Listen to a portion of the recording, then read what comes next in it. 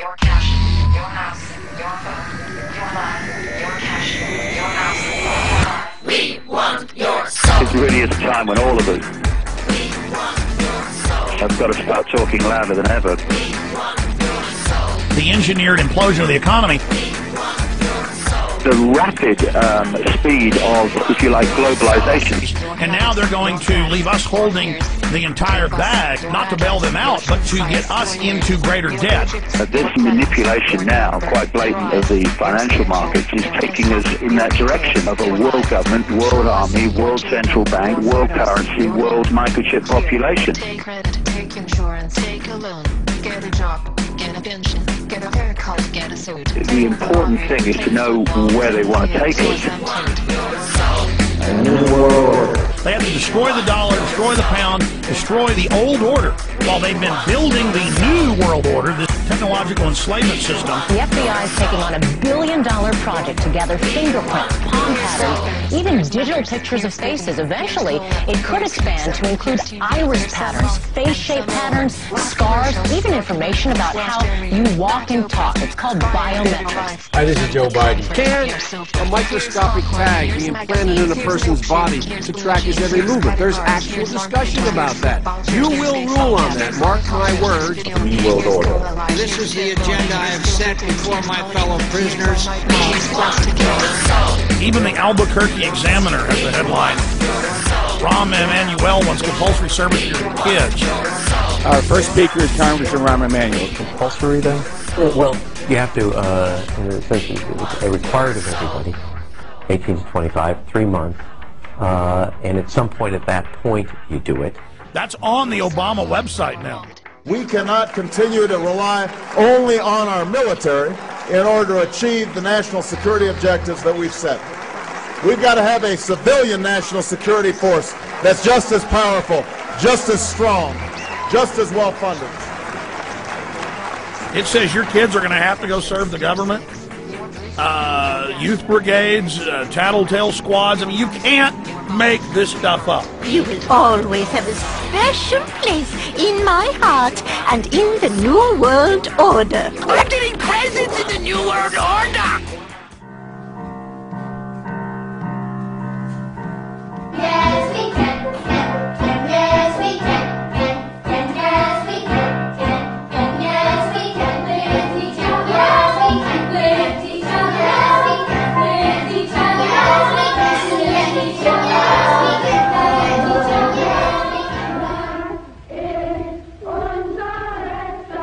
with each other, I think after 9/11, my friends, instead of telling people to go shopping or take a trip, we should have told Americans to join the Peace Corps, AmeriCorps, the military, expand our volunteers.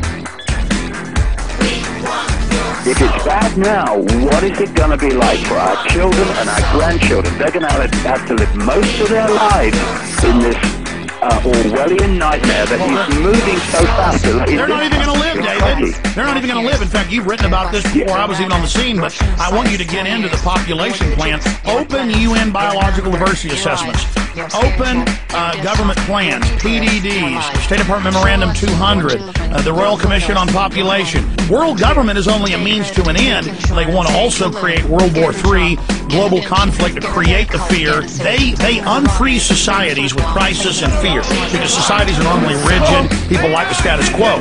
But they say it's a danger because they, when things are unfrozen, can mold things the way they want, but also the resistance can mold things. And so this is that window, the enemy's window, our window. That's why all of you have got to shine brighter than ever. We've got to get to the point now where we say, what the heck are we going to do about it? And we have to stop being divided and ruled by the fault lines of religion and class and income bracket and culture and country. We've got to start getting organized. And what we need is to stop cooperating with our own enslavement. We really got to start moving from just understanding more about the game and the situation we face to doing something about it. Start a blog, call into a talk show, go to a city council, say no. I mean, I'm not saying climb up a pole at night and beat a camera up with a baseball bat. I'm not saying go up on a corporate billboard and spray paint Infowars.com or DavidIcke.com. I'm not saying go that far like the founding fathers would have, David. Got to start doing this. Otherwise, we're just going to complain and moan and basically watch the prison being built, and more knowing it's being built and understanding how it's built, but actually still not intervening in the process of it being built. Here's a quick example. I remember like 8 years ago, it was in Louisiana, big 5A school, and they just said you've all got to wear ID badges around your neck.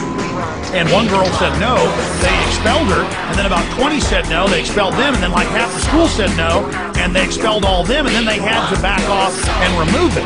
And that's an example right there of saying no, no, no.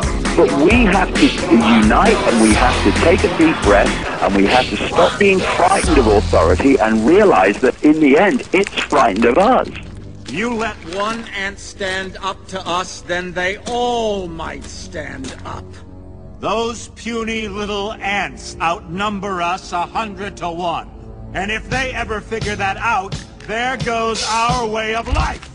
It's not about food. It's about keeping those ants in line. Well, they're scared to death of us. I mean, look at how the system is trying to chill demonstrations, protests, trying to intimidate. And now everybody can see that we're being looted, that the Treasury's being robbed, that trillions in debt's being piled on all our names, and it's an illegitimate, fraudulent debt, and there's no discussion in the corporate media of any of these criminals even being investigated or going to jail. Once people start to see the dots connected, this apparently bewildering, confused, impossible to fathom Makes world total sense. starts to make sense. No more excuses. There's no more excuses. Look in the eyes of your children and grandchildren and tell them your excuses. We now have to get seriously active and organize this non-cooperation with this system. Because if we don't cooperate, it can't function. Gonna win, yeah, we're taking over.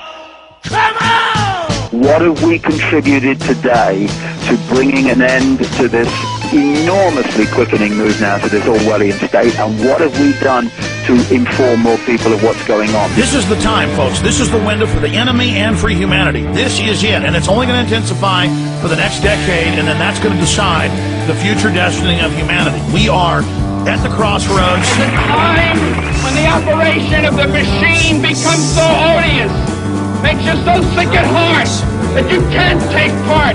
You can't even passively take part. And you've got to put your bodies upon the gears and upon the wheels, upon the levers, upon all the apparatus, and you've got to make it stop. And you've got to indicate to the people who run it, to the people who own it, that unless you're free, the machine will be prevented from working.